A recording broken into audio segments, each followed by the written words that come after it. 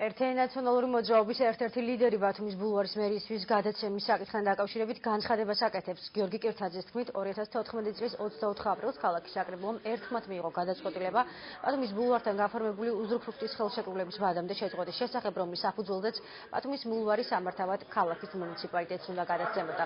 გადაწყვეტილების საფუძველზე მერიას ადმინისტრაციული წარმოების დასაწყებად ვადა 30 აპრილამდე მიეცა. თუმცა კირთაძის თქმით, საქმის წარმოება ამ დრომდე არ დაწყებულა. ბათუმის მერია აცხადებს, რომ ადმინისტრაციული წარმოების პროცესი მიმდინარეობს, გადაწყვეტილება კი ამ დრომდე ტურისტული სეზონის გამო ვერ მიიღეს. გიორგი ერმაკოვი ამბობს, რომ ბულვარი მუნიციპალიტეტის საკუთრებაში აუცილებლად იქნება, როდესაც ყველა პროცედურული საკითხი დასრულდება.